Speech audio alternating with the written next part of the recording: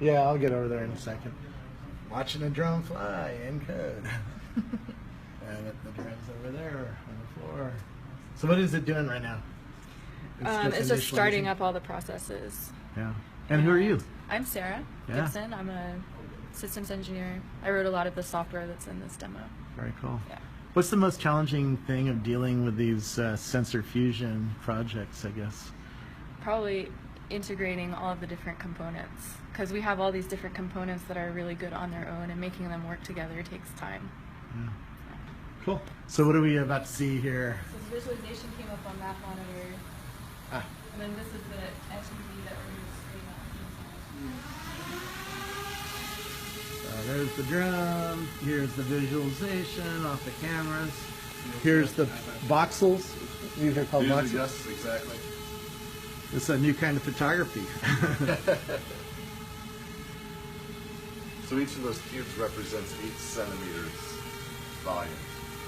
So here I'm saving this location in space is one that I want to come back to later. So I just set a little pin there on in the robot's mind. Yep. And then I'll go off and do my selfies and kind of do all my drone work.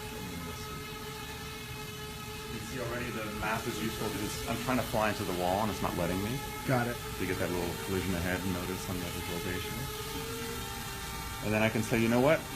I want to go home now, so I'm just going to hit navigate. It plots a path.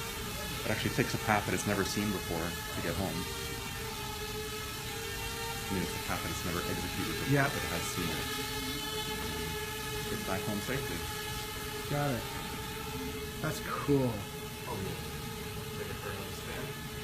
Now, how does it make each one of these blocks? Because these voxels.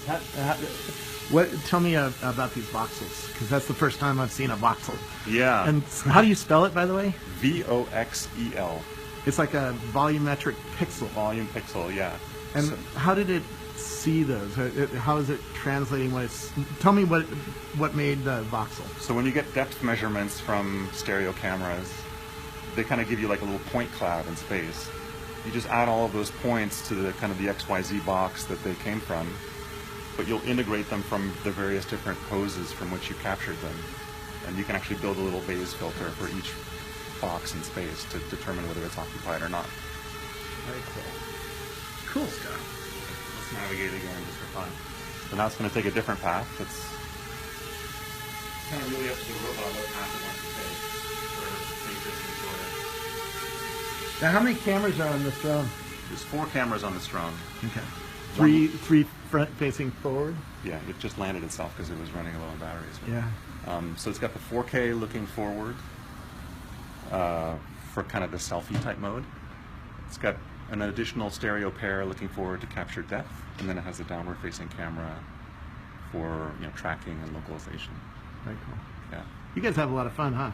We do. It's I have to remind myself this is work. It's not, but yeah. So. And the same techniques are going to be used on robots, are going to be used on self-driving cars, eventually going to be used on mixed reality glasses or similar kind of software.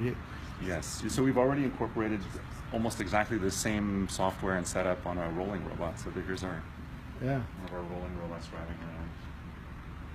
And in fact, you can package all this stuff into this has the board and the and 4 cameras. The whole thing weighs 40 grams. Wow. So you could kind of think of it as like a little autonomous navigator in a box, kind of. The eyes of the future. Yes, yes.